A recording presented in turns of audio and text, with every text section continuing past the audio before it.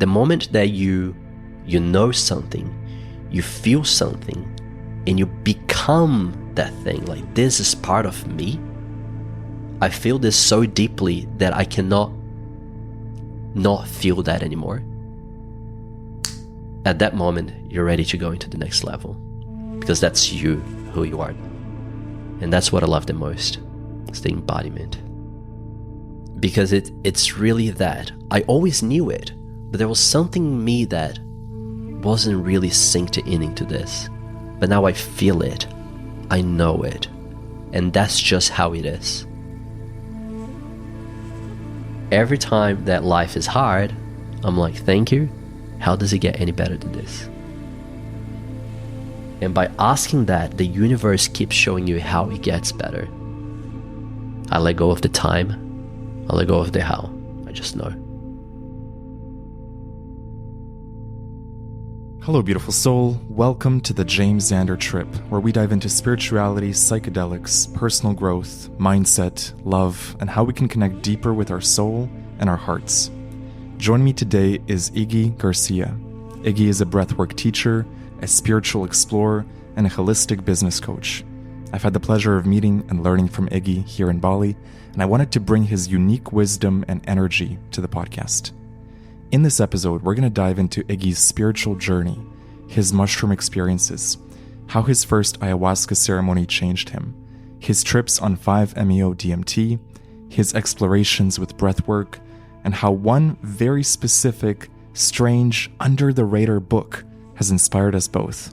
You'll want to hear all about this one. Iggy Garcia, welcome to the podcast. Thank you for having me here. It's a pleasure. Such a pleasure to have you, man. Thank you. You know, I looked at your bio and there's so much depth in there, from ayahuasca to Bufo to the breathwork facilitations that you do. And I thought a great place to start the podcast would be to ask you, was there a moment in your life that you feel began the spiritual journey for you? Yeah, absolutely. I was always seeking in my life that moment that I heard so many people sharing. But it felt like that it never came to me. I was just living life and it felt like things were taking a long time to happen for me. But it really happened once, and it came all at once. It felt like a lightning strike to my head, and that was my spiritual awakening. And that was after being in Bali for about 6 months. I decided to move to Australia and just live a normal life, 9 to 5, become a carpenter, and have a family and just do the normal life. And that came from a very mental perspective. Yeah, Australia's a good country. It pays well. I work 6 hours, 8 hours a day. Way limited than I could do by just following my intuition and my heart. But I did that anyway. It felt like all the boxes were ticking. Then after moving to Australia, I was there for about 2 months. I bought a van and I was like, for now, I'm going to live in my van and I want to surf as much as possible and enjoy life a little bit more. Felt like I had to stop enjoying life. And I was reading this book, which is a funny thing, and I told you that before. I cannot remember the name of the book, but it was something related to the keys to the universe, the secret keys to the universe. And I remember to this day, I was sitting in my van at night. I had a little light on the book. And when I read the last line of the book, something happened. And I started crying. And I didn't know why. And I was crying. And I felt the entire atmosphere around me changed. There was a shift. And I was sobbing, crying. And I was like, what's going on? What's going on? What's happening? And I was like freaking out. And it just came to me that I was not meant to be in Australia. My life was meant to be in Bali. And I was meant to live a very different life. That's all I knew. So I remember even calling my parents. I was probably about 26 or 25 at that time. And I called my parents, just telling them that, like, I don't know what's happening. I need to go back to Bali. I need to live a life that is out of the norm. I'm sorry, all those things. And my parents were like, wow, if that's what is for you, then follow your heart. I was like, yeah, that's right. And since then, my life has never been the same again. Wow.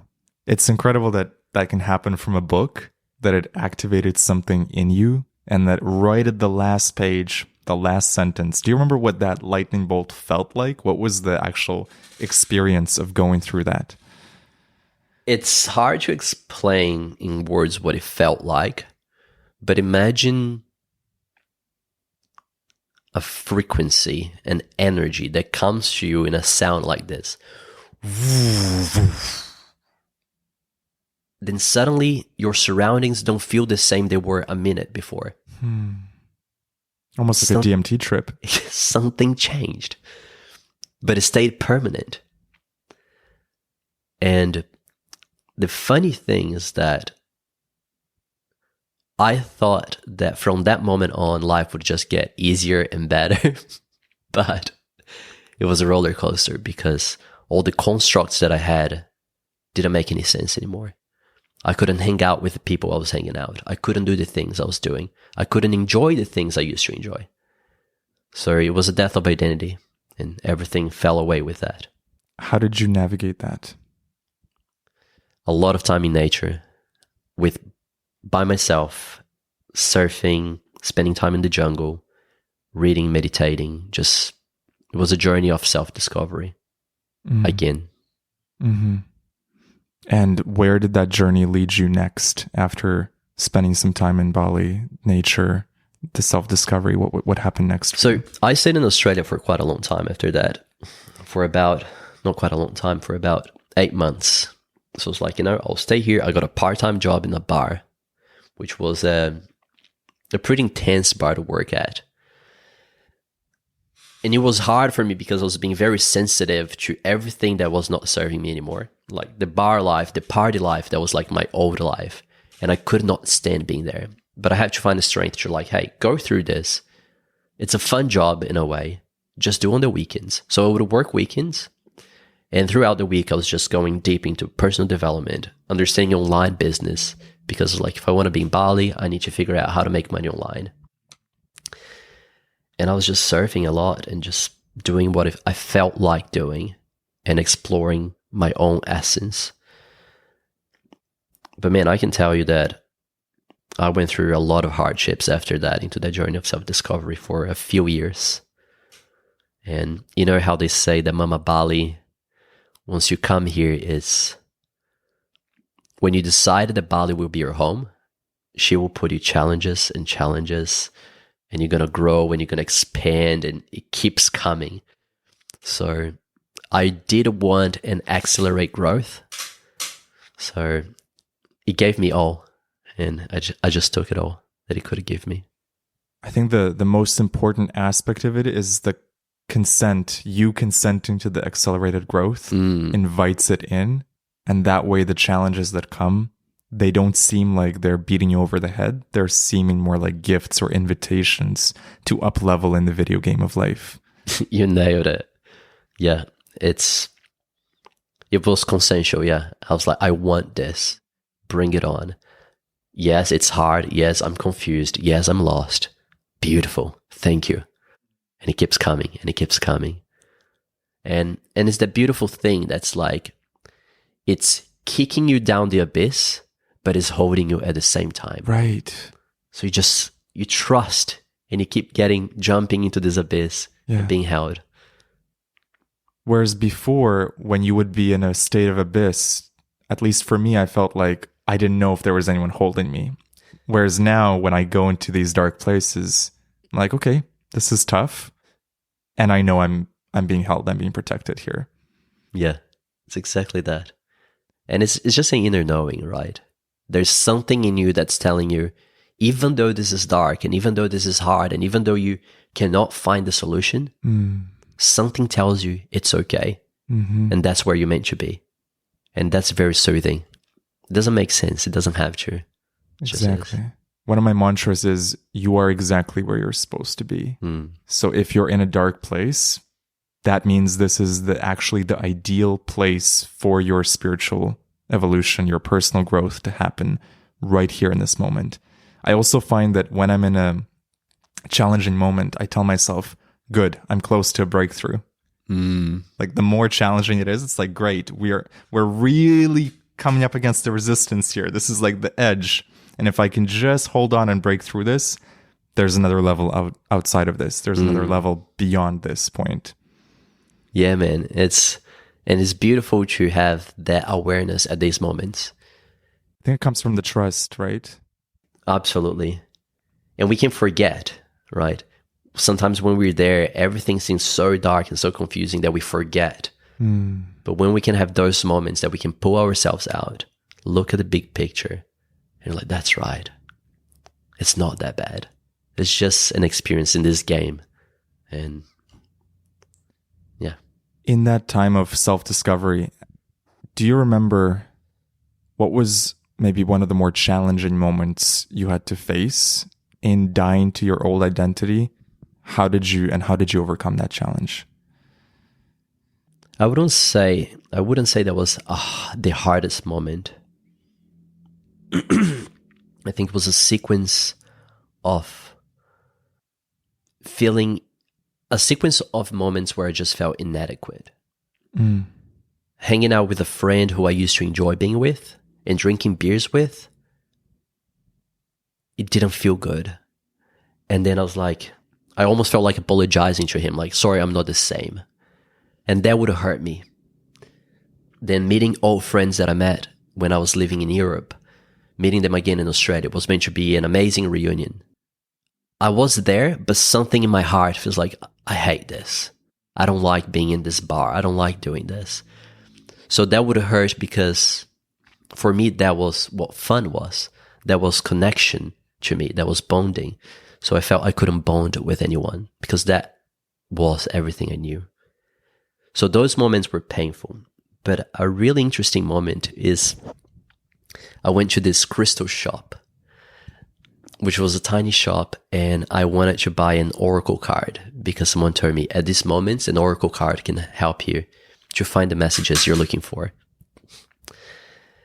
I remember the woman in the shop. I never forget this. And that's just to show how those little gestures can impact someone's life forever. She came to help me what I was looking to buy, and I told her it was an oracle card, and she was like, what is that specifically for? And I told her, I feel like I'm going through a spiritual awakening, and my life feels like it's collapsing. And she sat with me, and she talked to me for like about 15 minutes on let go. There's so much more to life. That is just what you know. And that made a lot of sense. And then she got this beautiful amethyst crystal, which, man, it would cost a fortune on the shop. Not a fortune, but it's not a cheap crystal. It was beautiful big amethyst, like the size of the palm of my hand. And she just gifted to me. And I was like, this is your own shop and you're gifting what you're selling to me? And she was like, carry this for as long as you need. And once you don't need anymore, pass it on. And yeah, for me, that was everything. It's those moments of kindness and moments of people reaching out just when the time is right. Yeah. It's almost that thing where the universe holds you. Yeah. We can feel it that within, but also outside of us in this external reality. There's those little angels that are coming like, hey, you're held. Hey, you're not alone. Hey, I got you. Do you remember what the next major moment for you, if you could look at the milestones of your spiritual journey, was there a next moment that really changed things for you? Yes. So, man, COVID was that thing that impacted everyone's lives, right? For some reason, for me, that was like the best thing that could have happened. Now, I remember when I got back to Bali and I went through all sorts of struggles, right? Like, man, how do I make money? I thought that an online business was a lot easier, and I'm here hustling and I'm making like less than $1,000 a month, and like how I'm all those fears and control and like money I need to make to survive. And at some point things started to pick up, And I'm working with a friend. He had a travel agency, an online travel agency, and we're selling to Australia. We're making $8,000 per month. And we're like 26, like, yes. Everything is flowing. And then suddenly COVID hits. It was a travel agency. Overnight, the things like the business that was like, man, we're going to make it, just goes down to the ground. I'm like, I can't believe it. And then everyone was calling me, telling me, you have to go back home. You know, you don't stay in Bali, all those, the fear mongering. And I was like, what should I do? I decided to stay in Bali. I listened to my heart. I listened to my gut. Like that was the first thing I did. And that's my strategy to make decisions based on my heart, which is I make a decision and I notice if it feels light. If it feels light and bubbly, and I feel, you know, I can flow with that and there's excitement, that is the right decision. Then I made the decision of going back home just to test it out. There was some heaviness on me. And every time that I made the decision, I would go back and think, well, but what if, so like if I'm double questioning that decision, I already know what I want. And that was, I made my decision based on that. It felt light. I'm like, I'm staying Bali. I don't know how. There's no source of income, but I'm sure that this is going to work out. And it's that trust in the universe and the trust in my ability to figure things out. Betting on yourself. Totally. I think the best thing we can have is believe in your ability to figure things out. You can do anything. Just believe in yourself. You'll pull it off. And I did. But the most beautiful thing is that when you lose everything, so at that time I was helping with social media for a surf camp and a friend. So I had accommodation. I'm like, cool, I have accommodation. I have some savings. I'm good. And that's when I delved really, really deep into my spiritual journey. And 2 months prior to that, I had my first mushroom experience with my best friend from back home in Brazil. She came and we had like our first mushroom experience at the beach. It was like magical. But then I went all in. You know, I was like, I'm going to do a lot of mushrooms because there's something there for me. And I feel like that's when my spiritual journey really began. I was doing probably weekly mushroom ceremonies and microdosing. And it felt like after that moment, life just took off. Not much changed outside of me, but my inner reality was completely new.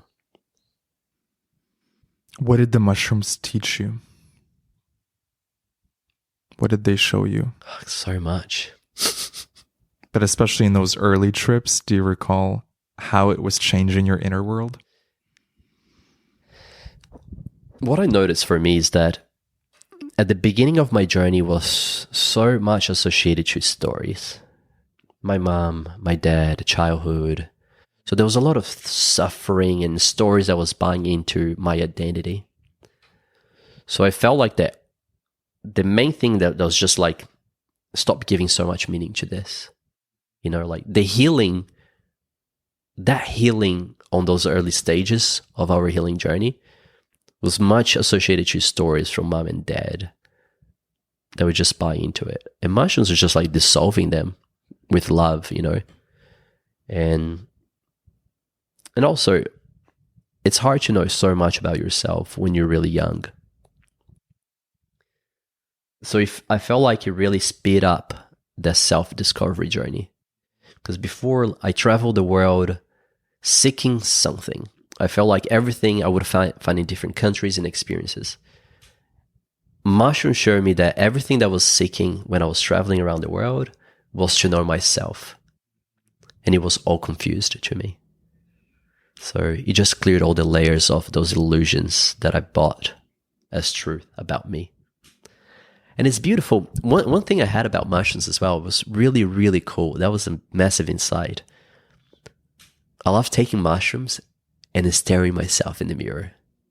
There's something so powerful about it. And I remember this journey was probably like my 4th or 3rd journey. And I'm looking myself in the mirror and I can see like everything is moving. Everything's... And there's this voice talking to me. And that was the first time I had the consciousness of like, who is this voice talking to me? And there's a voice that was talking to this voice talking to me. And I was like, whoa, that is crazy. How many voices are in here? Yes. Like, who are these voices talking to me? And it's me at the same time. And one of the biggest realizations I had is that back then, the way I would talk to myself was in a very harsh way. I was almost that wrath father. Come on, Matt, you got this wrong again. Like, don't do that. Why are you doing this again? I was like, why am I talking to myself this way? And suddenly, that voice that used to talk to me that way became a loving voice and saying, hey, here you are again, and that's okay. I'm here for you. And now it feels like that all this voice is just merging to one, which is our higher self that just wants us to be loved and wants us to love and be unconditional love. Dude, it's been the same journey for me. When I look back at my younger self, for sure the self-talk was much more negative, much harsher, much more critical. And either as a consequence of getting more mature or the mushroom experiences that I've had, or both, it's become so much more kind, so much more compassionate. Like a cheerleader, like you would talk to your best friend rather than some critical figure in your life. And I think that's one of the best effects of mushrooms. I'm not sure if it's true for everyone, but certainly seems like there's a pattern for both of us where they start to slowly rewire the self-talk and inject more love into every thought, every word that you speak inside. So true. There's less judgment of the self, right? It's just acceptance of what is and love and compassion. Maybe also they connect us to our higher self, and so we start hearing the voice of the higher self come through and less of the ego self. There's no doubts about that. And I remember I was on a mushroom journey not far, about a year ago. And every question I would ask, I had the answer. And I was like, who is giving me all these answers? And that was a big realization that mushrooms gave to me, is that I've been seeking so many coaches and teachers and mentors, which they're great. But I was seeking because I didn't believe in myself.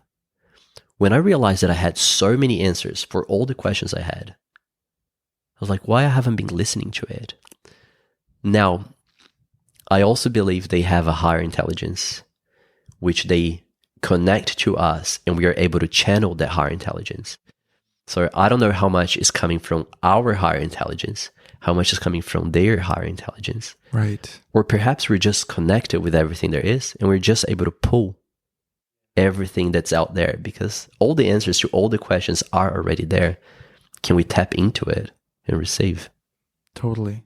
Yeah, someone asked me the other day, do you think you're connecting to your higher self on mushrooms, or your subconscious, or the intelligence of the shrooms? And I'm like, all three. And it's so hard to say where the answers are coming from, other than they're coming through the mushroom as a channel, as a bridge to that.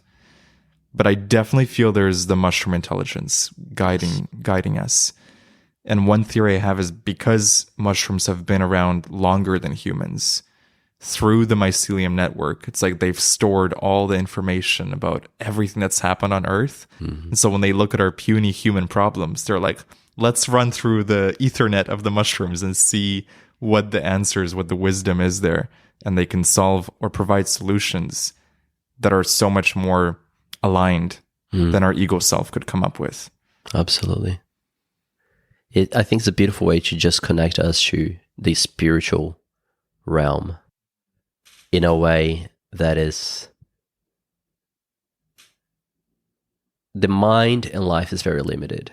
You know, our radar can only see so far with the physical reality. So that gives us the broad perspective of like, hey, that's why you're here. That's okay.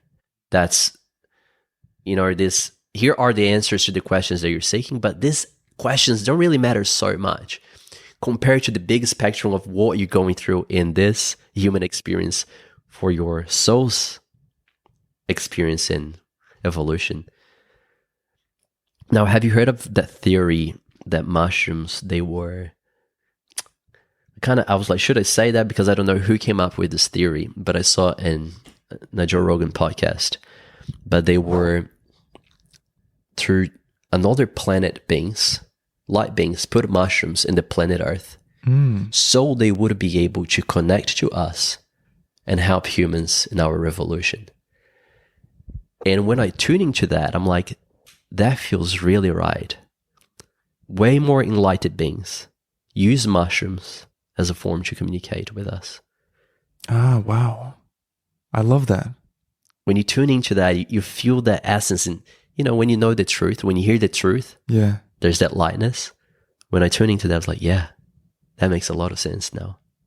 So in essence, then, we are not connecting to the mushroom intelligence, but to these light beings through the channel of the mushrooms? As well, right? Uh-huh. As you said, it's everything. Yeah. So there's the mushroom intelligence, and there's also higher intelligence that are communicating through the mushroom. So I think we're just able to access so much more than we can actually perceive. Mm-hmm. I always found it suspicious how mushrooms are on 6 of the 7 continents. They're like cheat codes planted in the video game of life. You always hear about them sometime throughout your life. I would say almost everyone hears about mushrooms.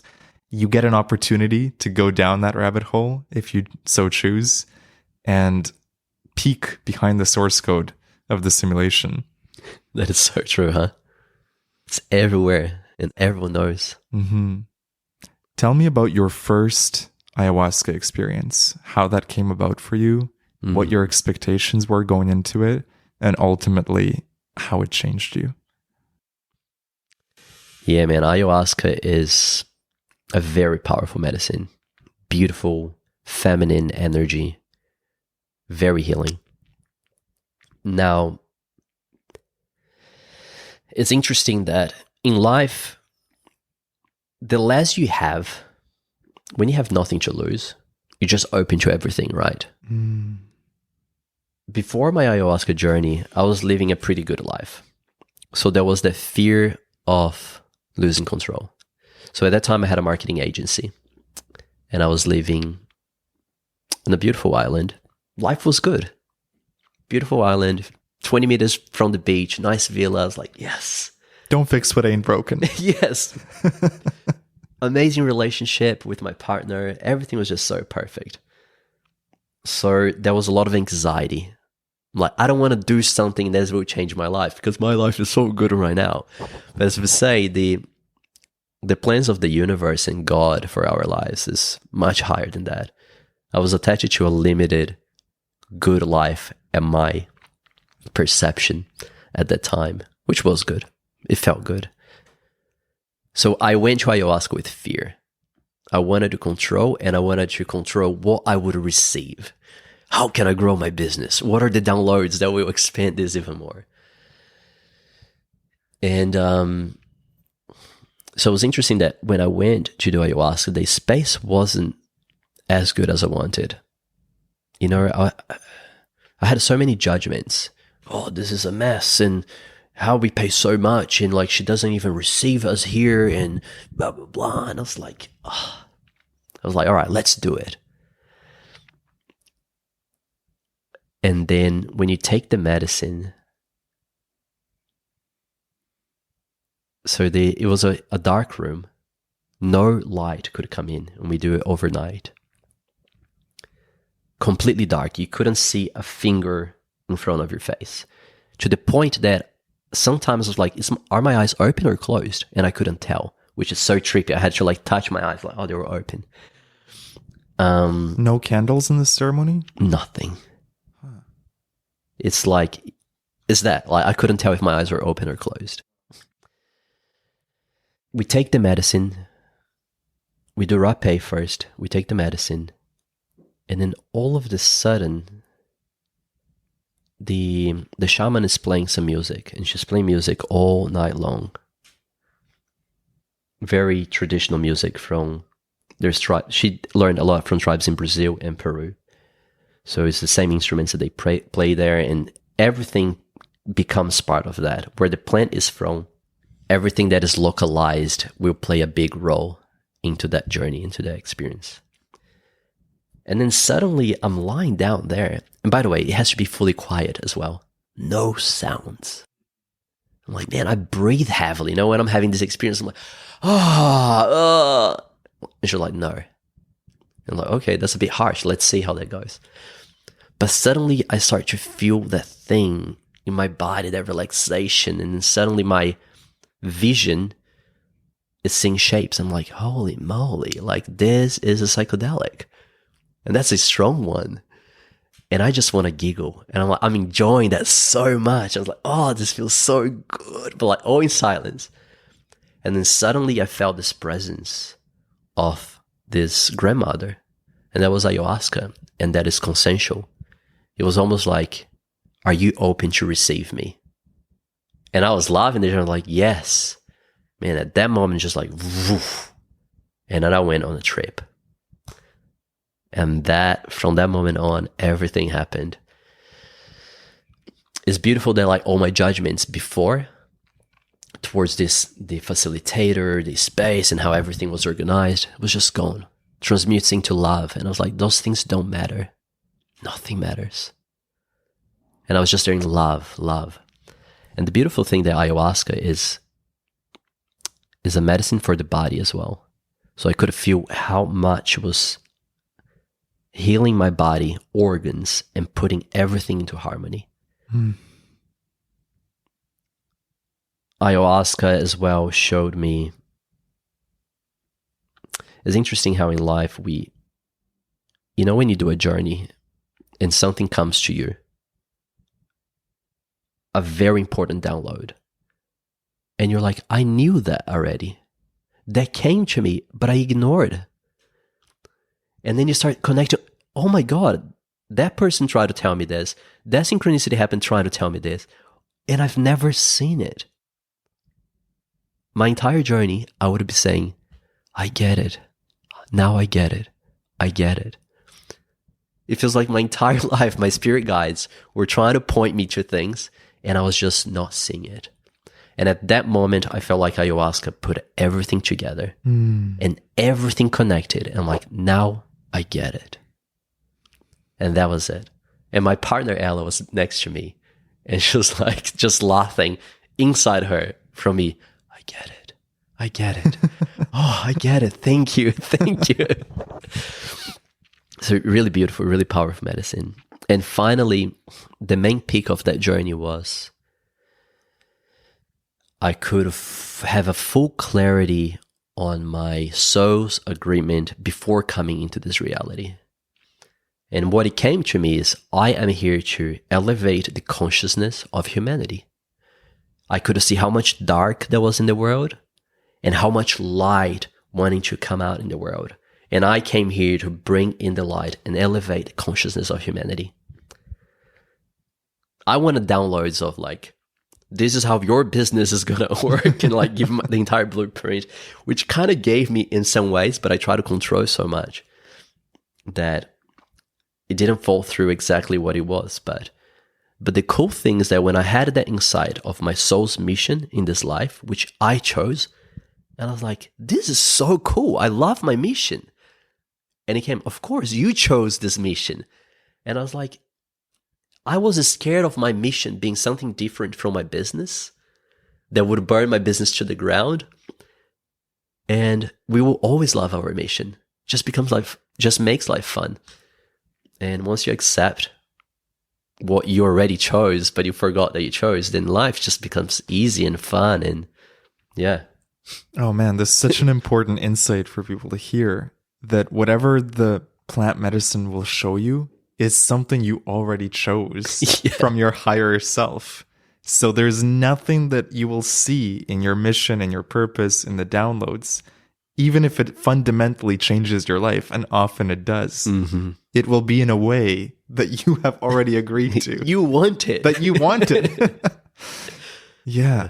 Amazing. Do you remember what other insights came through that made you go, I get it, I get it? What was the pieces of the puzzle that ayahuasca was connecting you to? Yeah, I love that you asked that. So before ayahuasca, we have a big spiritual community where we live. And there were a lot of people that I couldn't resonate with them. I liked them, but I was like, I don't get like these terms they're using. I don't get it, When I took ayahuasca, I got it. Like, that person makes sense. That's what they're talking about. Especially working in a marketing agency. And even though I was there, like working with conscious leaders only, and that was part of my mission,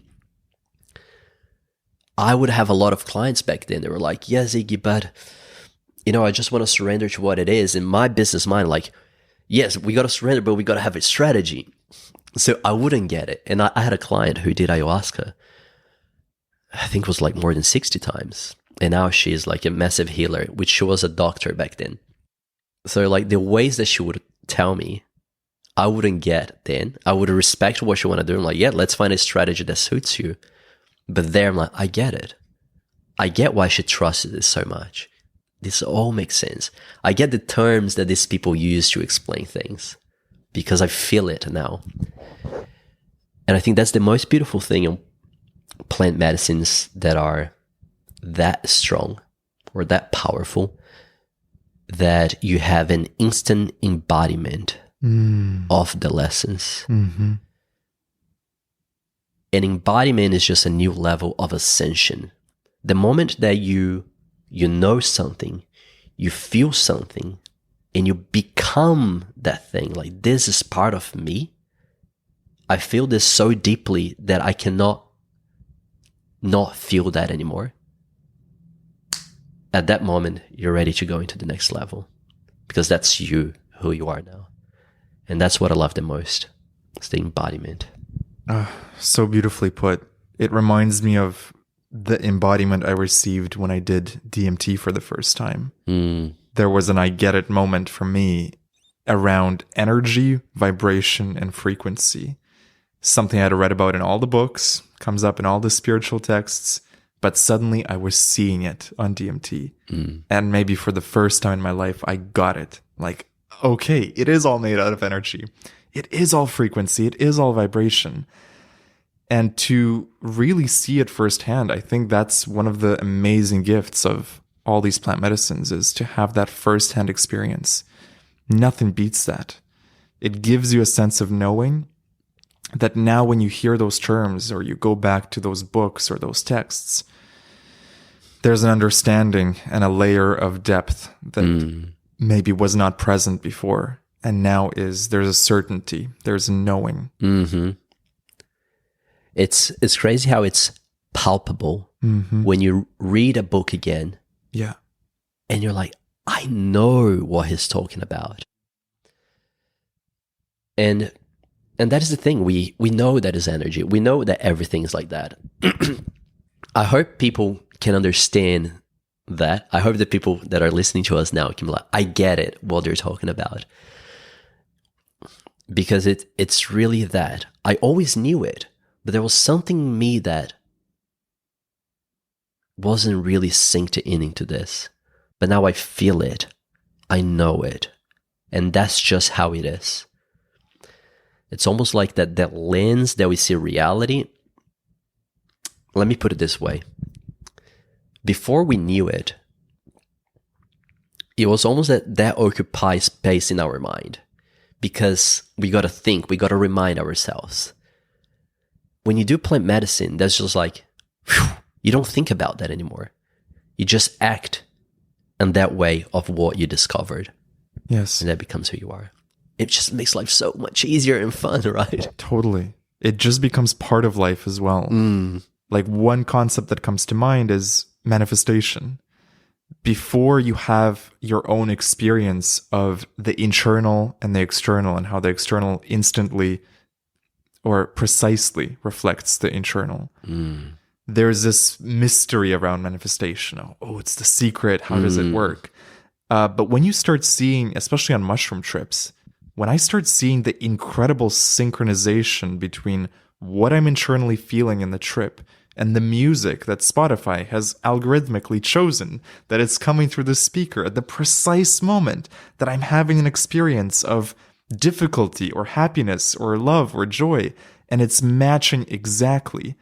And then down to the details of I'm having a turbulent moment and someone revs their motorcycle at the precise moment that I'm hitting the peak of that turbulence. And then I go through the turbulence and things get quiet again. And then something else happens and the geckos start chattering. My rational mind, years and years ago would have just chalked it up to some sort of coincidence. But it has become so evident, so clear, so obvious, the link between the inner and the outer, that it is no longer this mystery or this manifestation. It just is. This is how reality works. What you are on the inside reflects on the outside sooner or later. And in the plant medicine ceremonies, it seems to accelerate a lot. It becomes near instantaneous. Whereas in our day-to-day reality, there seems to be a bit more of a denser quality, a bit more of a delay. Do you feel the same is true for you? Absolutely. I feel it's just the attachment, right? The need to control. The moment that we let go of everything, allow life to happen, things just happen with so much easier, so much easiness. So much grace. So much grace, yeah. And I feel like the more I let go of trying to control things into this reality, physical reality, I surrender to what is energy telling me. Energy, I mean, feels light or feels heavy, right? So a question that I like to ask is, what can I do now that will move me closer to my life purpose or to my fulfillment?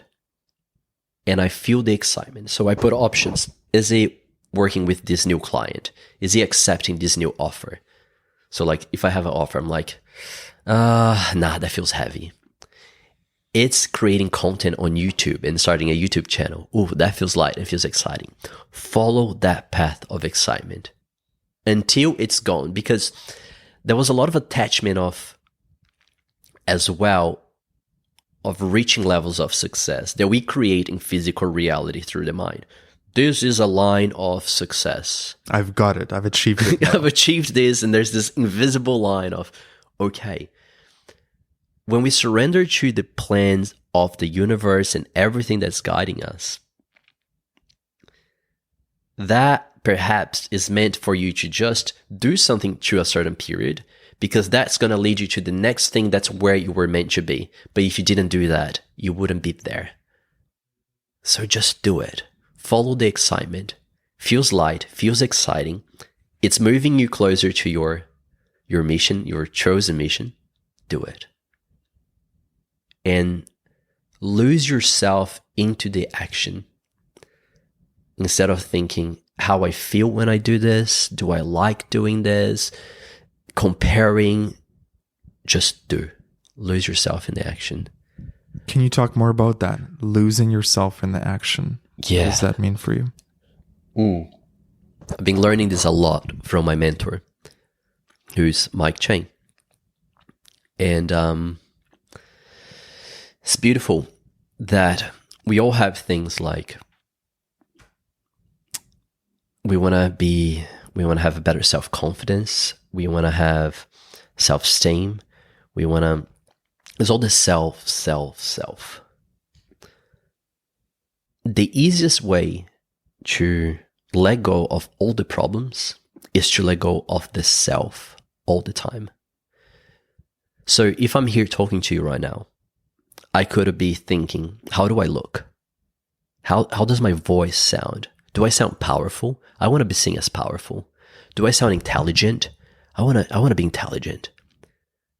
Or I can just lose myself in the action of feeling what's coming to me and talking in a clear manner. So we can all understand what I'm trying to say and what I'm feeling right now. and I let go of the self. When, for example, if we have a business and we are doing things so focused on ourselves, what is in it for me? What do I get out of this task? Do I like doing this? How do I feel when I do this?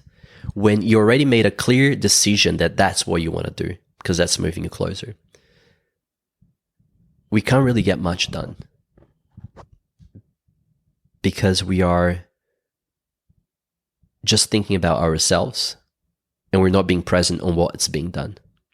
So if I say that, someone comes to me like, hey, Iggy, I want to start an online business and I want to get, I'll be happy with 5 clients per month. I'm like, cool, man. Like, let's set up a funnel. Let's do this. And what I want you to do is to start posting on Instagram. Like, you need to be seen. If people don't see you, they don't know what you do. The first thing, you need to put your message out. Then they go, oh, I don't like create content. Hey, this is not about you. You have this mission and you want to help people. Why are you thinking about you? I don't like to do content. I don't like to be seen. Let go of the self. Right. What is the message that you're here to share? Mm-hmm. Focus on that. And that is the easiest way to get things done. I resonate with that so much. When I do YouTube videos, one of the lessons I've learned is if you're feeling self-conscious, you're making it about yourself.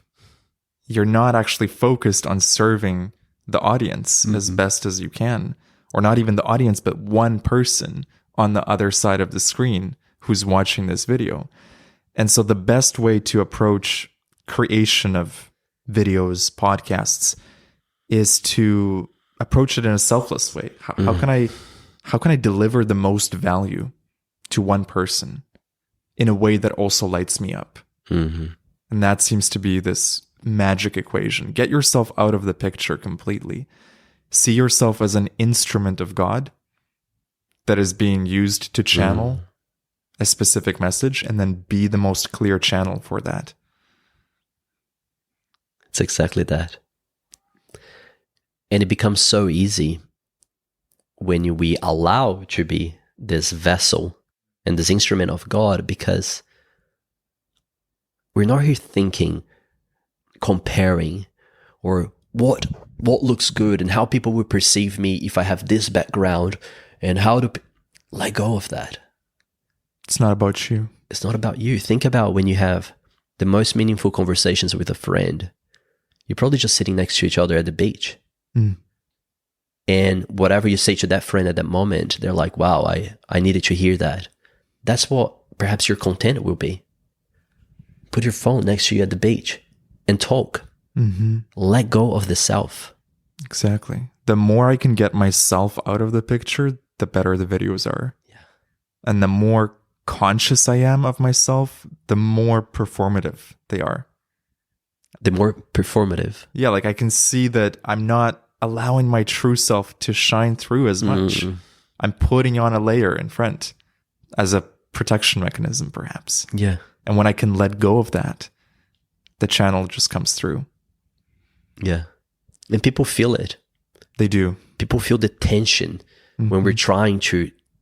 It's the thing. The trying. Don't try. Exactly. Don't try. Just be. Just be. Now, how to do it is letting go of the ego, letting go of that image of who you want to be, and come to full acceptance of who you are now.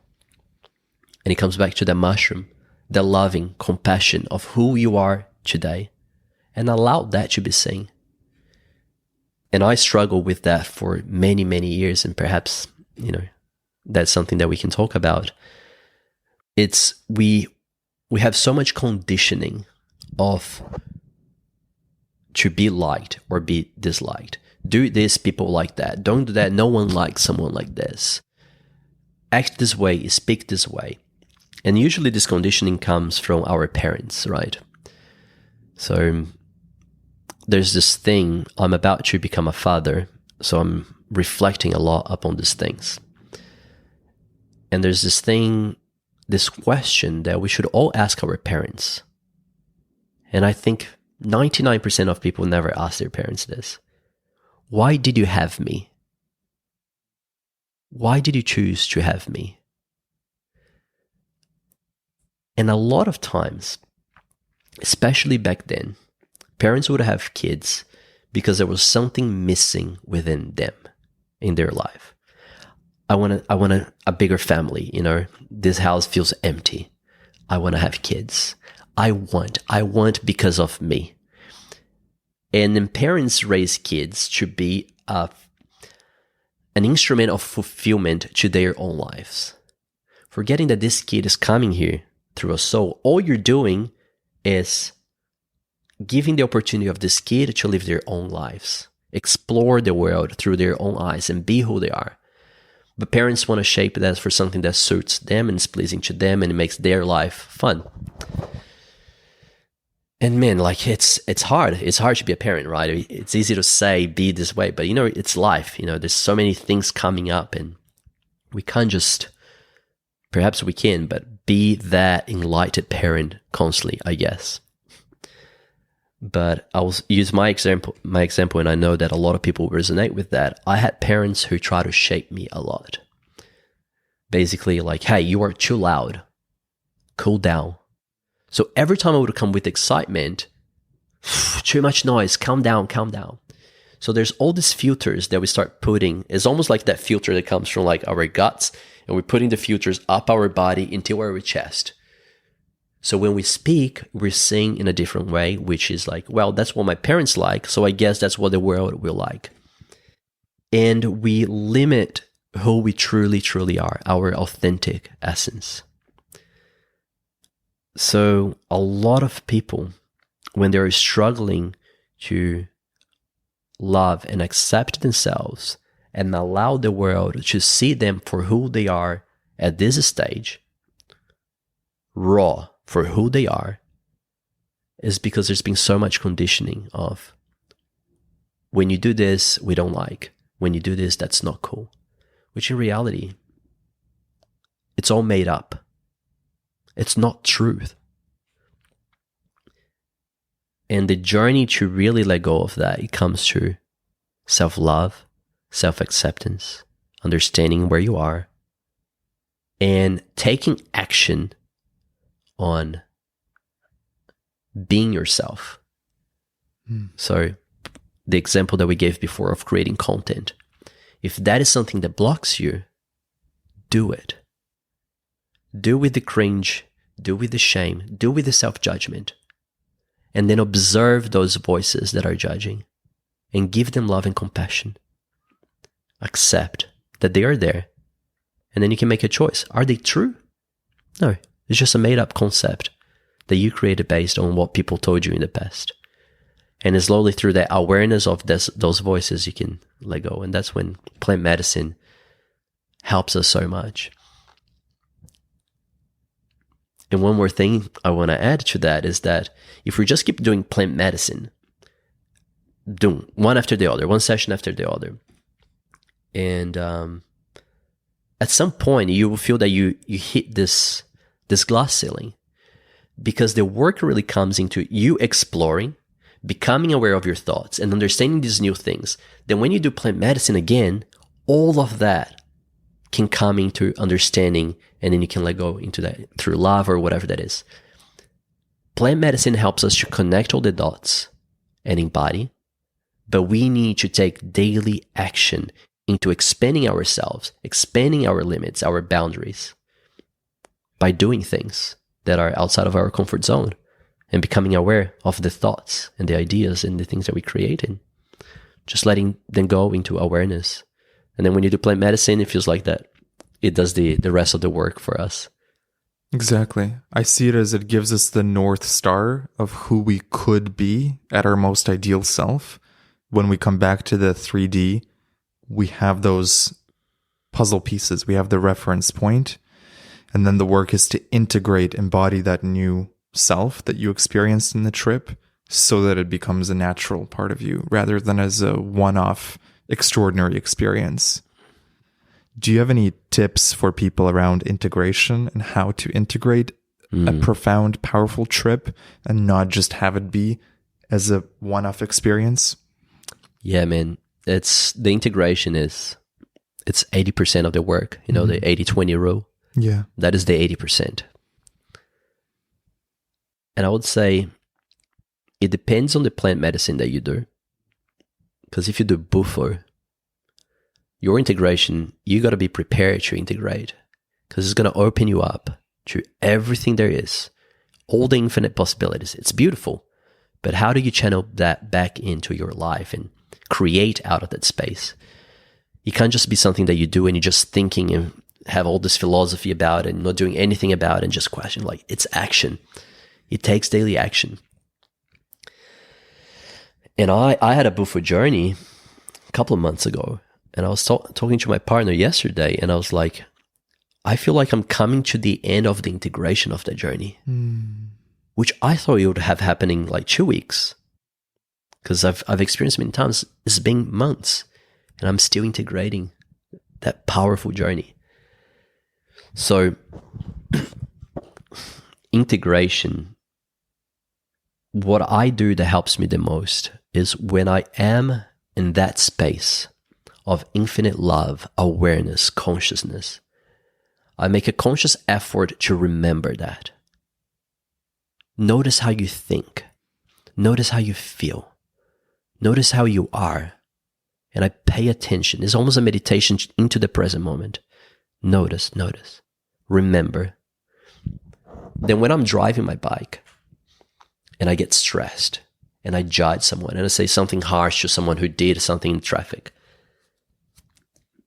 I try to go back. What if I was in a full state of Bufo right here?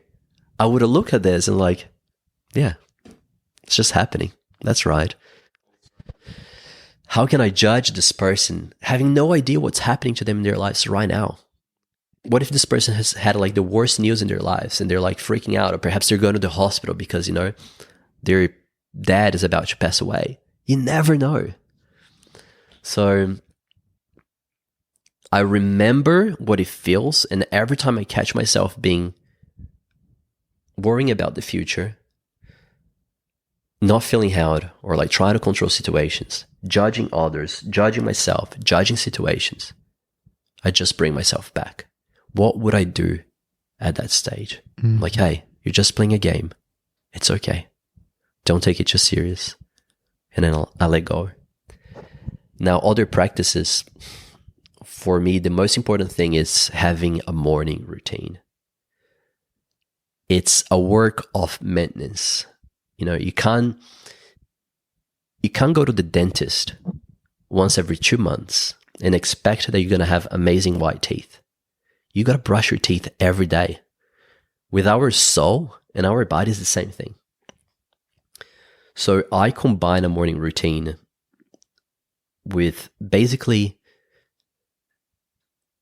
I combine my physical body with my emotions, with my mind, and spiritual. So the 4 layers of life: body, mind, emotion, and spiritual. I have a morning routine that nurtures all of these 4 aspects. So I do somatic practices daily. So perhaps that is body tapping, like tapping the body, moving the energy into the body, and activating basically all my body. Because I know by doing this, I'm stimulating my body to relax. When you allow your body to relax, release tension from the body, you allow your body to release. So that could be releasing emotions that I've been carrying on from the past day, for example. You know, a little argument here and there, or a little bit of frustration in the business. Whew, gone. And I combine that with breath work. So those 2 are somatic release practices. And I feel somatic release is the number 1 practice that we can do to keep evolving. I do some physical strengthening at home. So just push-ups, abs, anything that like just will activate my muscles. I do go to the gym every day, or almost every day. So I don't do so much of the physical in the morning, but I do something that will help me to move better. That could also be squats. Then I do a meditation at the end, and I also pray. I usually do the prayer before. So I like to have a glass of water, and I like to put my feet on the ground and drink the water mindfully thanking God and praying for my day, mostly in gratitude. And I feel if you can do this, my morning routine is 30 minutes, perhaps 45 sometimes, and sometimes it's like 15 minutes. If we're able to do this every day, we're able to maintain ourselves in a space of awareness, more presence, and into a more relaxed state, physically, mentally, and emotionally. And basically, that's what we need to integrate our journey, because if we're able to be more aware, as insights keep coming, and we're still connecting the dots after a journey, we're able to be aware of that and not let that slip.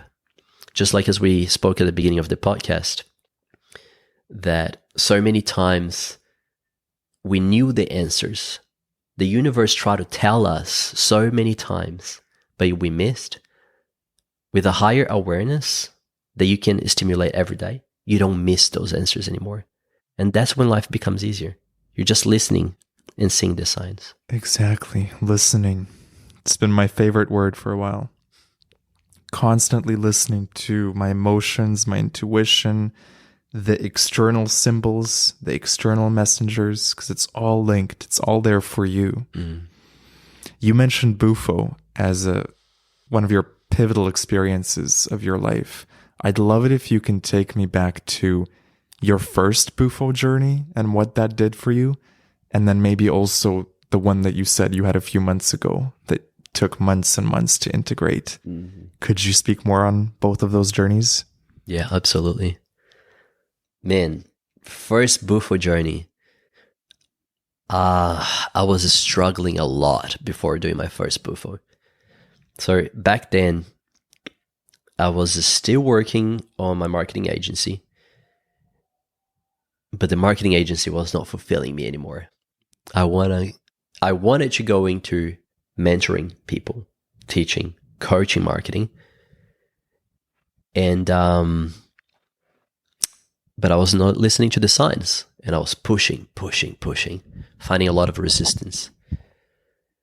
Back then, I used to be part of a brotherhood as well. It was a coaching program and a brotherhood, which was like an extreme masculinity and masculine approach,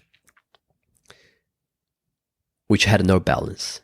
So part of me wanted to push my boundaries of comfort, and like, you know, every morning we had to wake up at 5:30 and go for a run and then cold shower. And it's just like this very toughen up things. And we don't believe in burnouts.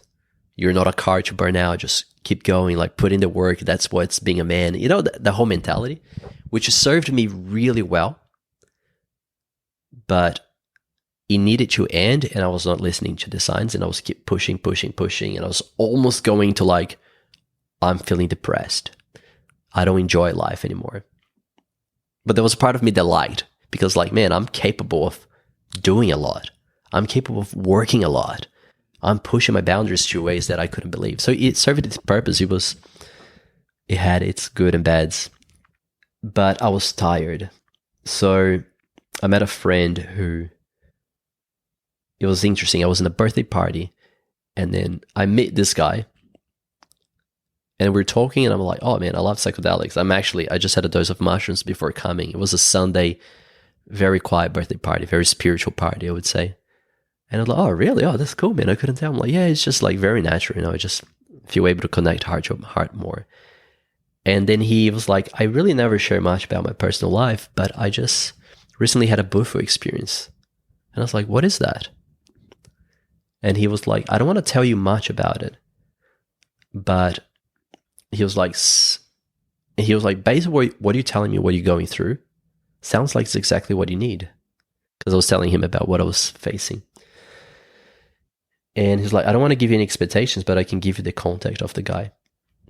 And then I was like, cool, let's do it. Had no expectations. Didn't know anything. I was like, I'm not going to search about it. Nothing. I'm just going to do it. Poof. Right? Man, I was like, what was that? So back then, my biggest fear again was losing control. I have created a pretty good life. Life is good. Marketing agency is growing. I'm making money. Buying the things I want to buy, investing. Yes. In all my psychedelic trips, my biggest fear was changing the direction of my life. Irrevocably. Yes. Those are stories that we hear, people who create a successful business, they have a psychedelic experience, they sell the business, then they go move to India. And I was like, that was my biggest fear. So I could never fully surrender to those journeys because that fear was there. At that stage, I was so tired of everything. And, Bufo, you can't really control much. You have to surrender. You have to surrender. There's no way around. Can you explain a little bit, maybe for someone who has never done Bufo, what the process looks like and what it is? The process of the shaman or the process of the journey? Of the journey. So the way I did, you had the handshake, which is a small dose for you to welcome, feel the medicine, and then every dose that you do after, it starts to increase. Now, the moment that you do your first hit of Bufo, so you go, you pull, you hold. And then you hold, and then the shaman starts to playing that wind chime, and like you're there. There's the sounds I'm like holding, and then suddenly just goes out naturally. And it just blasts you open right away. It's not like a psychedelic journey that you feel coming in and like starts to ease into, the peak of the journey. You're there. Instant. And what I feel on the first time I do Bufo, on my first hit, the first layers of suffering go. I usually cry a lot. I usually have big emotional releases. And I see that as just as the first layer of suffering, first layers of attachment. I was so attached to this argument that I had with my partner. And then you just feel. So in the outside, it might look really scary. I'm rolling on the floor and I'm like making sounds and I'm crying and I'm like, and I'm just releasing everything because emotions really get stuck in the body. Emotions get trapped in the body. And if we don't release, that's why I do my morning practice. I release most of these emotions, but a lot stay there. So I feel like Bufo helps me to release this. And I feel that this first layer of suffering sometimes is what blocking us to seeing what's beyond that, the trust surrender. So usually the handshake on Bufo and the first dose, it just explodes me into feeling until there's nothing left to feel. And I just feel good. I'm like, wow, I was suffering so much. And none of that really was a big deal. I just took the game of life too serious. It's almost like you're playing a video game. And there's this little, how you call it, NPC? Yes. There's a little NPC there that perhaps bother you. But then you're like, oh yeah, you keep going on your journey, but you can't stop thinking about the NPC that happened like hours before in the game and you're not enjoying the game. Like, why am I doing this? That's how it feels when we are so focused on those little stories, attachment and suffering.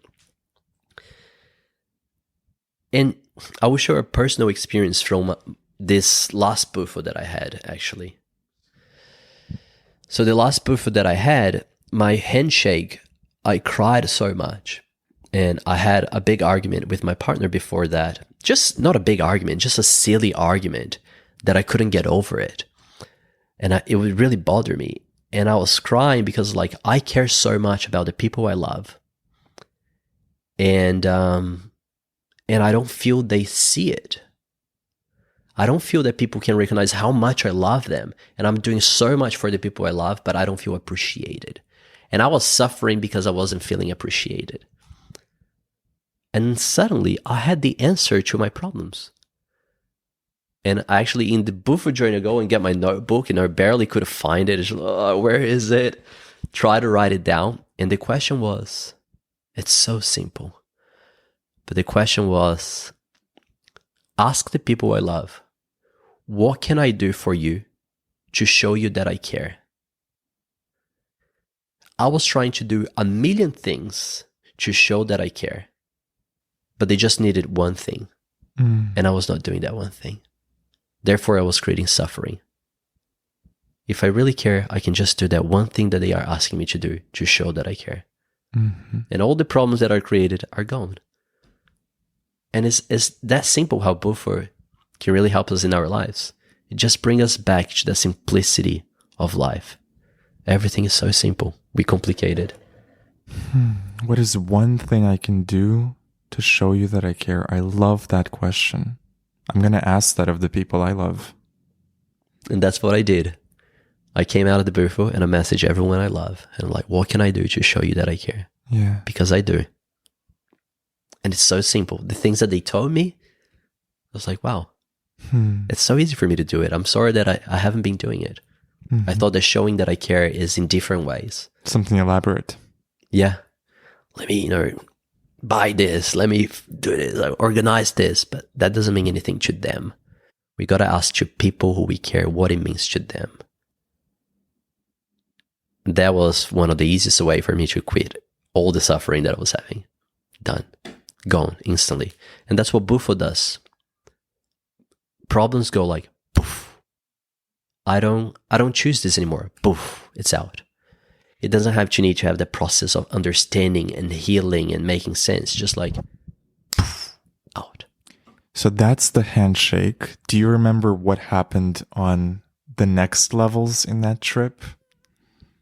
Man, all the times I did, it was 5 doses. And each dose gets stronger. Do you want to hear about the first time? Let's go back to the first time, and then we'll circle back to this recent one. Okay. So the first time was the same thing. I let go of like the suffering. I cried a lot. But I was like, man, if this is the handshake, it's going to be horrible. Because I was in pain. Like my body was like, oh, it aches, I'm suffering.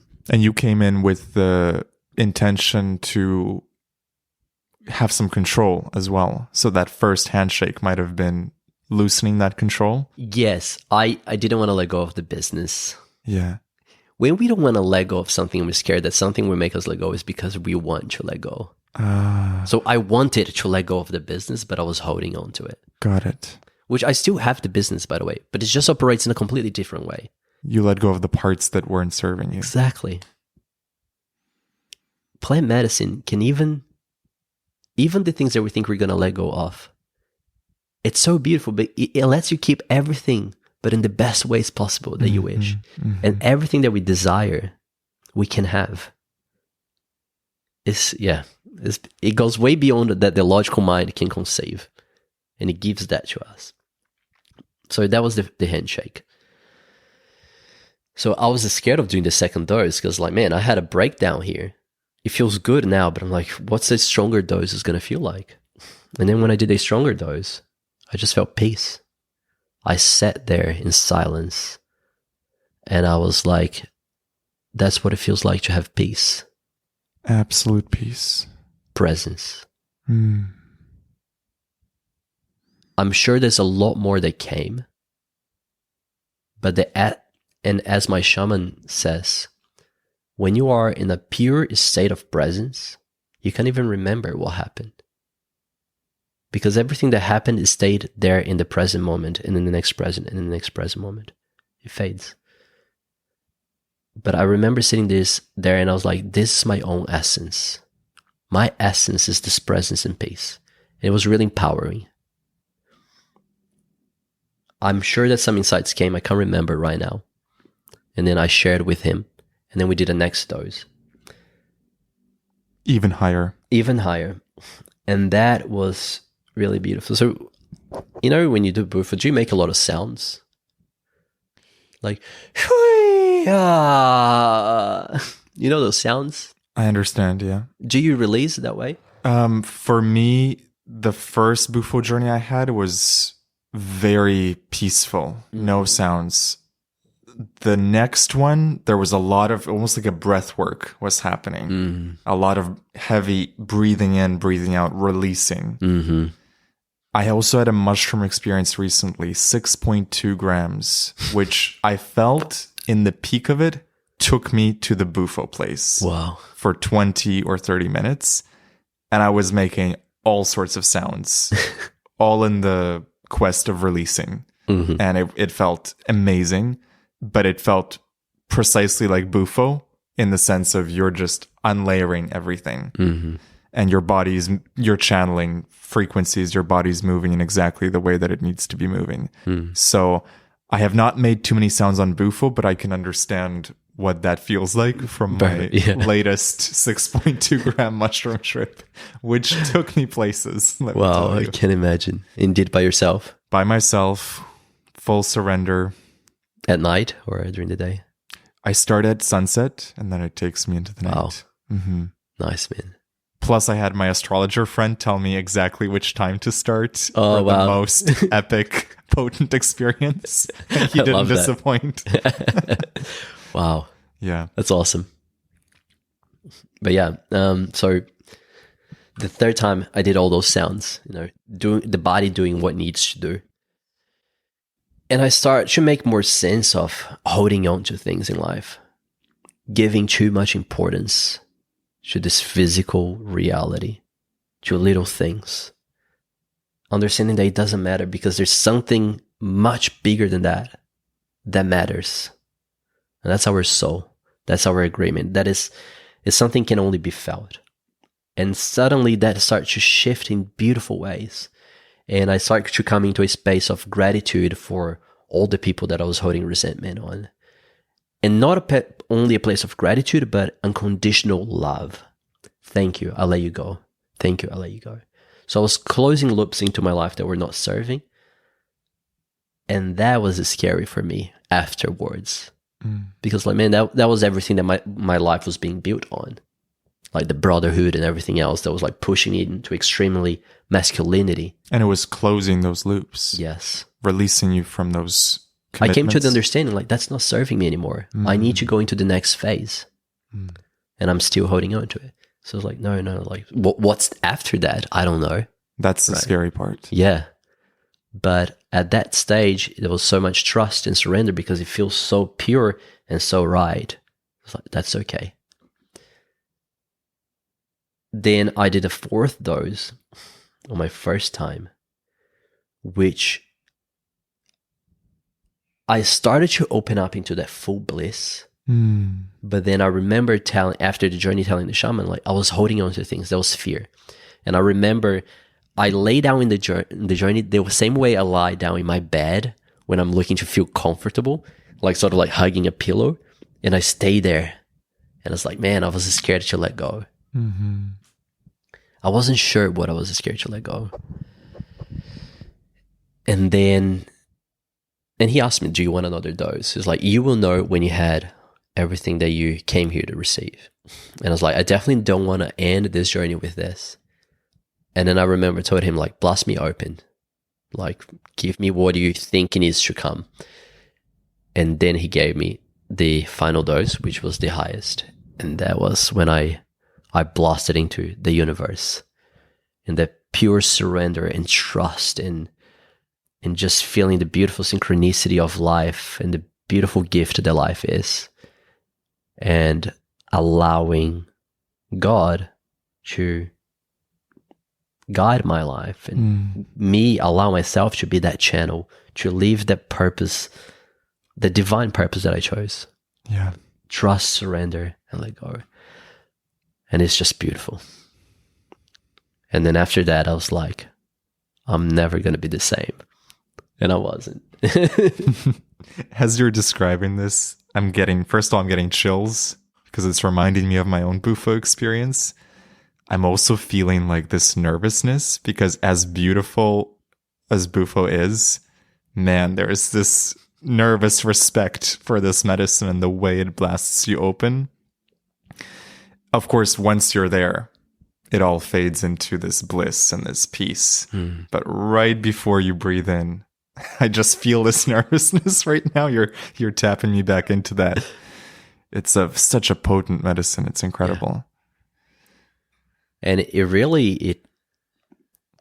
you have no control. It's full surrender. Yeah. And that is the beauty of it. The magic happens in the full surrender. Yeah. But sometimes we need just something to, take our control away. And because once we're there, like, yes, that's exactly what I want. Yeah. Yes, I trust. I forgot that I did, but thank you. It's that 0 to 100. That's the nervousness for me of how quickly it happens. I remember before my first ever Bufo, I'd never done Bufo, but I had done DMT at that point. And I knew how quickly DMT could blast you. And I knew that Bufo was like the DMT squared, the DMT of the DMT. And so I was so nervous, but within the first hit, I felt that peace that you were describing. And I started laughing because I was like, I had nothing to be scared of. It was such a loving, beautiful presence, this unity with God. So you said after that fifth hit, you knew that nothing would be the same.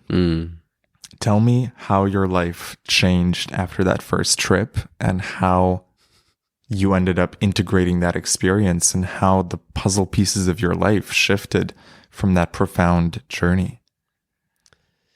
Man, it was pretty scary because, the more out of alignment we are, the more our life will shift. To the point that if you are living in alignment, you can do Bufo and nothing really will change so much.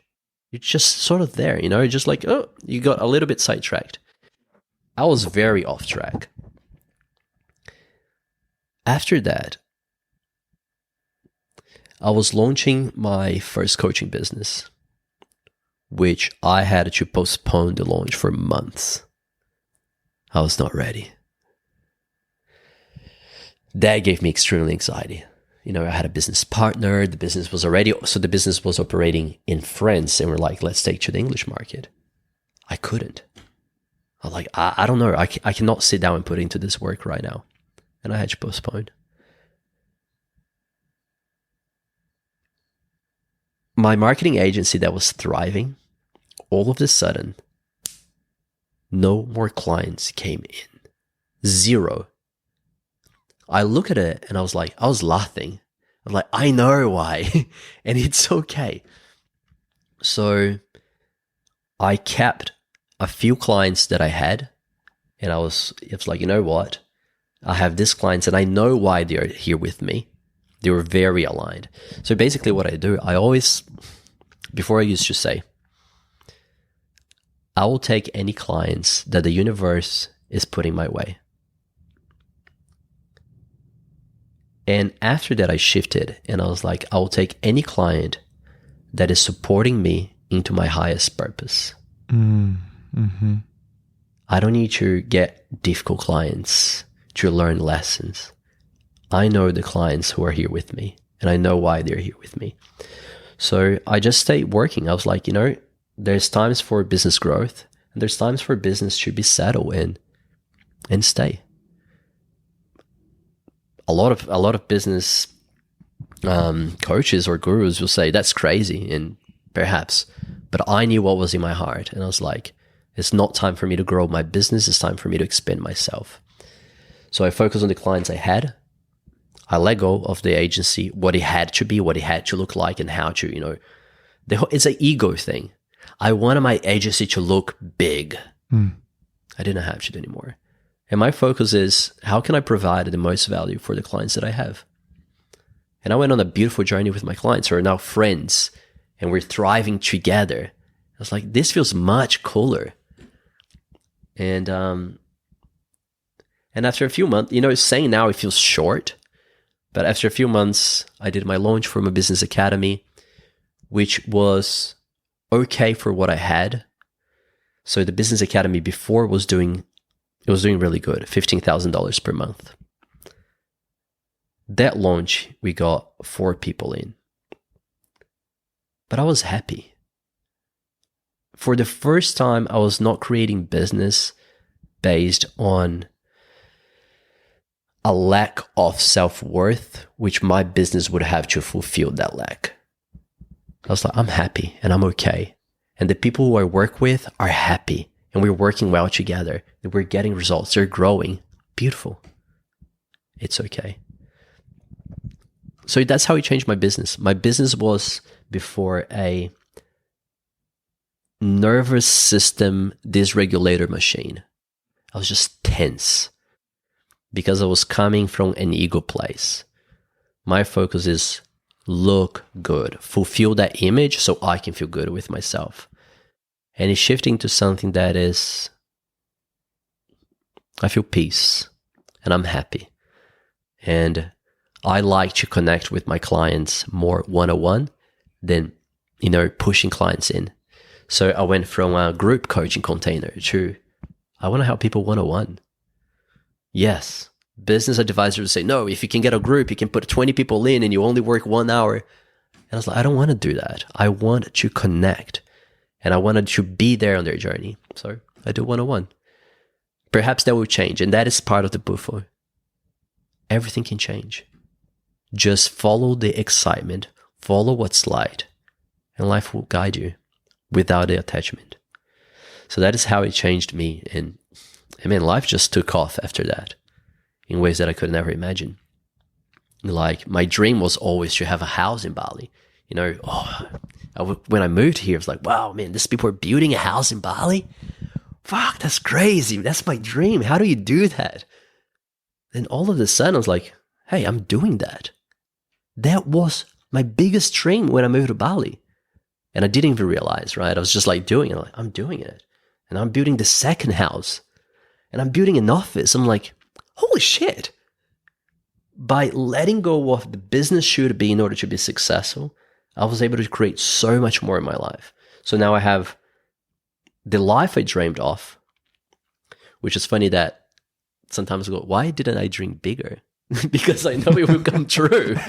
And that's something that I always focus on, like, well, we can dream a little bigger because it will come true. And man, it's priceless to just have peace of mind and have everything that you desire and everything you need come to you with, ease, joy, and grace. I love that question. Why didn't I dream bigger? Reminds me of, I forgot who said it, but it reminds me of a quote of, dream the biggest dream you can and then go even a little bit higher beyond that. Stretch your mind. They come true.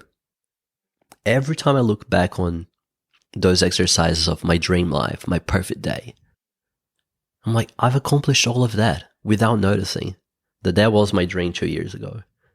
So dream bigger because they are going to happen. Write them down.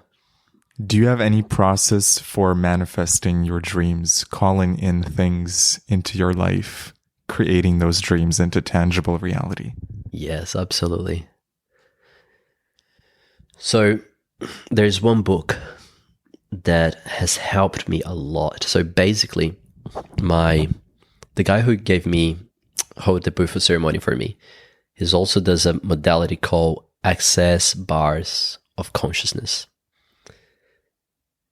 That modality helped me a lot with integration, which basically what you're learning is non-duality and opening up to possibilities, which Bufo is non-duality, right? You just realize that there's no right or wrong, there's no good or bad. It's just life happening. And then there's this book called Being You, Changing the World. And I read this by Dan here. I read this book after my Bufo journey. And what shifted for me, before I used to try to manifest things into reality there's 2 ways I did. One that was great and one that was okay. The one that was okay was affirmations. I had my morning affirmations. I had a list of them, which they were good affirmations. And they still work for many people. But it got to that stage to me that didn't work anymore. But I used to do affirmations in the sense of the I am, I have, I feel, and all the layers that we can experience things. The other way I used to manifest was through Joe Dispenza meditations. Joe Dispenza has been a great teacher in my life. But now I basically just take what he teaches and I do my own way, right? But it's sitting in meditation, knowing what you want and knowing what that's going to feel like when you have. And I feel like having that now. And I just feel in my body. And I expand into that. I still do that. But what I've learned that for me has been working really, really well is I don't affirm the things I want, but I ask the universe or God or creation or source the questions to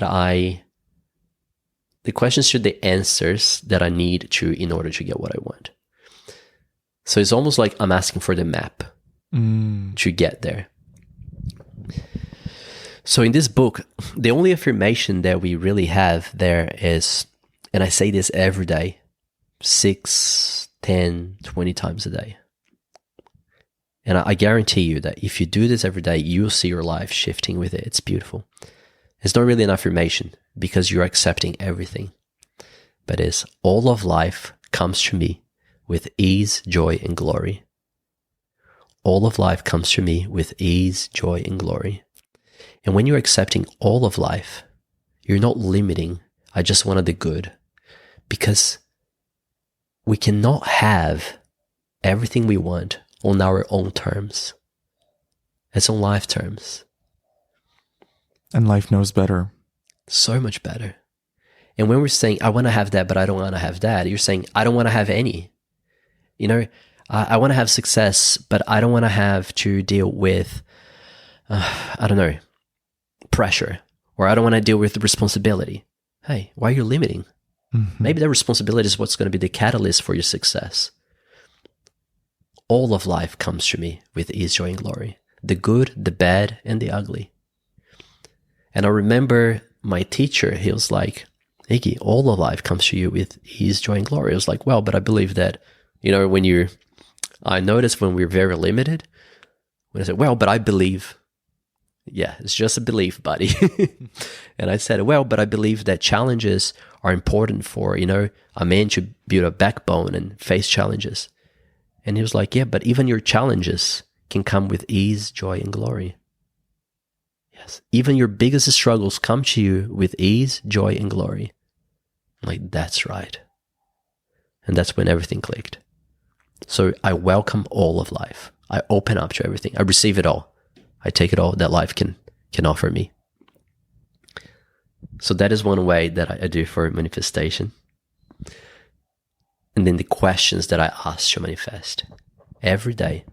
If I'm looking to create more money, I think a lot about money. Like money for me feels like it's a bit of my driver, because it's the future of my life. Like if I want to buy this off-grid land and build a retreat and have a place where people can escape the matrix, I'll need a lot of money for that. It will fuel all of my dreams.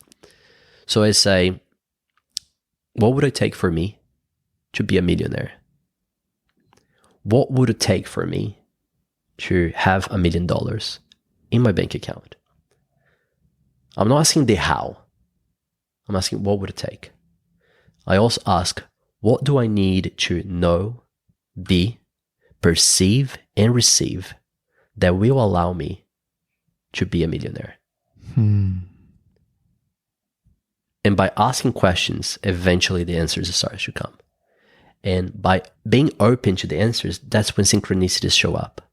The mentor that I need that will help me to make that happen shows up. Other questions is, every time that I receive, if I receive money, so someone goes in, hey Iggy, here's the deposit, $3,000. Thank you. How does it get better than this? Every time that life is hard, I'm like, thank you. How does it get any better than this? And by asking that, the universe keeps showing you how it gets better. So my ways of manifesting now is asking the questions and And just knowing, I just know that, as I said, I will receive. The dreams will come true. I let go of the time. I let go of the how. I just know. I love that. I love the questions. Do you ask the questions in a meditative state or at a specific time using a specific ritual, or is it just an open-ended throughout the day? All of them. So sometimes I do a meditation with the purpose of emptying my mind. And then once I come out of meditation in that state, I ask those questions and I feel it. Sometimes I'm driving my scooter and like, oh, I'm feeling frustrated. How does it get any better than this? Suddenly it just opens because I know how it will get better. And sometimes just like brushing my teeth, I'm just repeating them, like pretty much rewiring my brain, right? All of life comes to me with ease, joy, and glory. Brush my teeth. Neville Goddard has a great phrase, isn't it wonderful? Because by saying those 3 words, you're implying that something wonderful is happening. So I love that. Isn't it wonderful? The moment he said that, I just giggle, which it is wonderful. Or he says, just think of the words thank you in and of themselves without adding anything to it. And see the frequency that you can call in. You mentioned that you think about money a lot. I think that's such a healthy thing to think about. Most people, they tend to demonize money, or they say, oh, it's not spiritual. But money is energy. Yeah. Money is meant to be in circulation in your life, in flow. And so I think it's a healthy thing to think about money. Think about the energy you're giving and receiving. I'm curious to ask you, what are some of the major lessons that you've learned about abundance, wealth creation, attracting prosperity into your life, attracting enough money and resources to be able to live the life you want? Is there anything you'd love to share with the listener? Man, we all want money. Everyone wants money. The question is like, why are you denying that you want money? So the people who demonize money, people say that money is not spiritual. They don't have money. But these are the same people who see a coaching program that they love, has all the tools that they have, but they can't afford it. You're limiting yourself. So every judgment, you're limiting yourself. And I say that because I was like that. I would struggle. I come from a family of healers. And so I had like very early gifts. Like I was Reiki attuned at the age of 15. And I would have a lot of people like, Iggy, you're a healer. I could not charge for things because like it doesn't feel spiritual to do it. And I totally feel that this is implanted in the brains of good people so they don't have an impact in the planet. It's mind controlling. So good people cannot impact as much as they could. Because good people with money will transform this world. And that is the truth. So that is the first thing. You got to love money. You got to welcome money. You got to play with money. You got to enjoy the energy of money. Money is great. Is a future creation to everything. So if you have like the most beautiful ideas that you want to create into the planet, you will feel that to you. So one of the biggest lessons that I've learned when it comes to creating abundance in our lives is that we need to create from a place of inspiration, a place of abundance, a place of joy. Most people are trying to create things from a place of fear, a place of desperation, a place of need.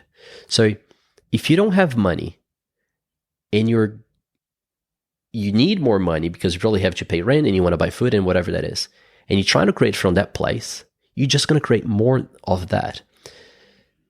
Because every action that you take with an underlying emotion, you're creating more of that emotion. So the more scarcity that you are creating money on, the more scarcity you're going to create in your life. The more fear that you have, like, I'm going to make more money because more fear or more things for you to fear will come up in your life. And that is the fucking truth. Man, it's so simple, but like it hurts me that I see so many people caught up on that. So I feel that the best way for us to be able to manifest more abundance in our lives is to somatic, emotionally release. Release those lower frequency energies. How you do that? You feel them thoroughly. Don't judge those emotions. So if you're trying to make money because you need and you fear what tomorrow is going to bring you, feel that fear. Sit with that fear and allow it to be, and feel it until it's not there. Because there's something beyond that. And then you can take action from a place which is a higher frequency. So you feel the emotions. Is there also a process for releasing them somatically? Is that part of it? Yes. So breath work is a great practice. Tapping massage. So like some people call Kriya Yoga, right? It's just really tapping all your body and allowing your body to relax. Because usually when you're in fear, you're tense in the body. So scan where you have tension, shoulders, jaw. Release the tension and the emotion will come. In terms of marketing and sales, I know that's been one of your passions to bring a more integrated spiritual perspective on that. I'm curious if you can share any thoughts you have around that. Yes, so it's the same thing. I've noticed there's a lot of people who are spiritual or they have the purest hearts, but they don't like marketing.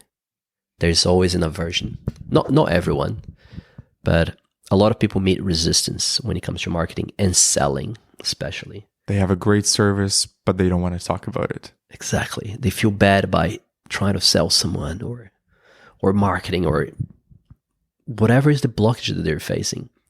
Again, it's just a point of view.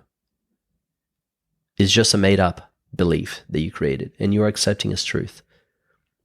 The way I see it is I have a great product. It's my responsibility to make this person who needs my help to see the value of what I have, understand how I can help them, and urge them to take action. Because I know that by only taking action, that this person will be able to change their lives.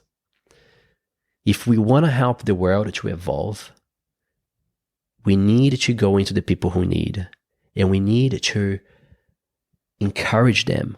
We need to give them trust, confidence, show the way, and urge them to take action, because it's only action that will change everyone's lives.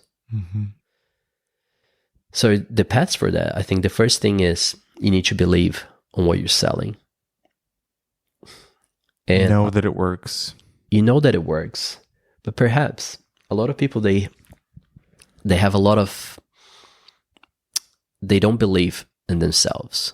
So like, yeah, it works, but it's not great. It's not perfect. And what I invite people who are looking to market themselves and sell more of what they have to offer, to think that what you have, it's good enough. Perhaps you're comparing how you can help people to someone who is like 100 steps ahead of you.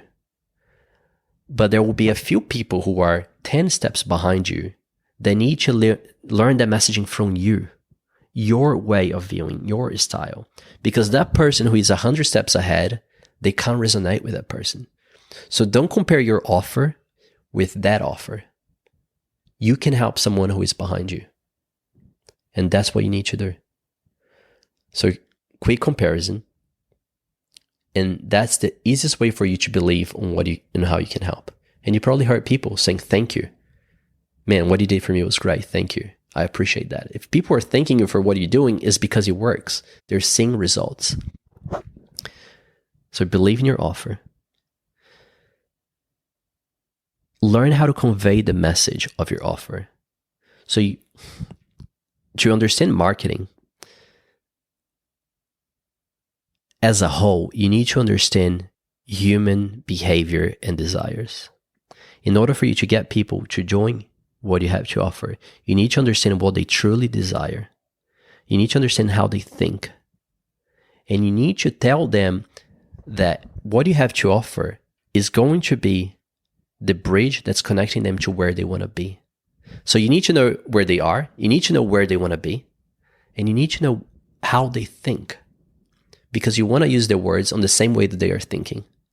Because if you tell me like, hey, so I see you that you are in this situation right now, right? Yes. And you're probably going through your day thinking that this is a problem. And people are like, yes, that's exactly it. At this moment, like, this person connects with you because you understand their world. Then you say, here is my offer. And that is where they want to be. And then you explain how your offer will help them to be there in a way that makes sense to them. This is not how you can make a sale, but this is how you can change someone's lives. Because they need that. So all you're helping them to see is the offer is here for you. The solution is here for you. Let's take action. Awesome, man. On the topic of money, there is one book that both of us have come across that is one of those books you cannot judge by the cover. And if you open it and go deep inside, it has some incredible treasures within. I am, of course, talking about Busting Loose from the Money Game. Such a good book. By Robert Scheinfeld. It's an incredible book, very under the radar. Not very many people know about it. What does this book mean to you? How did it come into your life? And what was the experience that you had with this book? So first, this book came from a recommendation of a friend who I really like. He's also an astrologer. And so if he recommended, I'm like, it must be good. The first thing about the book is just how well it's written, right? So many books have a great messaging, but you're like, okay, got it. But that book is written in such a way that you can absorb the message. And it's almost like he wrote that book after a Bufo journey. Like, he gets it. He totally gets it. So many books that talk about money, I still see a lot of 3D stuff. And I can't resonate with that so much. Setting goals, reading your affirmations every day, right? That book was exactly what I needed. It was almost like, hey, like, things are working, but there's still so much attachment. There's like this tension when it comes to money, right? And what he teaches is just like, all of this creation, and everything is a creation of our own consciousness. The money are just things on the screen. We think that the source of money is our job, or is, our boss or our business. And it says the creation, the source of your money is your consciousness. And how you relate to your money, it's how it's going to show up in your life. He explains that everything is a hologram, and it's just a movie that we are playing. And the movie has to look extremely realistic, so the illusion cannot fall off, right? And the money is here just to make this illusion appear even more real, so we can keep playing this game of this human experience. And then the tools that he teaches us on how to create more money, because that's what we're doing, is creating. It's super helpful.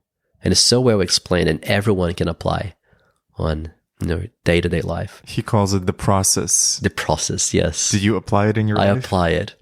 A much shorter version, but every time when I'm putting the credit card there, I'm like, going through the process. If people want to know the process, they can check the book. They can read the book. Is there a shorter version that you'd like to share of the way you do it? I just express immense gratitude. Like, as money comes in, gratitude. As money comes out, gratitude. Mm-hmm. Because that transaction is about creating, as he explains, all of this experience. Yes. This restaurant I'm in, the waitress serving me food, this amazing steak that I'm eating, and everything. My consciousness created this entire movie. And as a form of appreciation, here is that transaction, right? How does he call it, the transaction of the money? Ooh, it's been some time since I've read the book. It's the request of appreciation. The request of appreciation, yes. And that's it. All the money is just a sign of appreciation for what you have received from those people in your movie. Yes. And that's exactly it. It's incredible. We're not giving this book the it's hard to describe just how genius it is. Yeah. And I almost don't want to spoil it. I want the people that are ready to read it to experience it firsthand without any spoilers, not knowing much about it.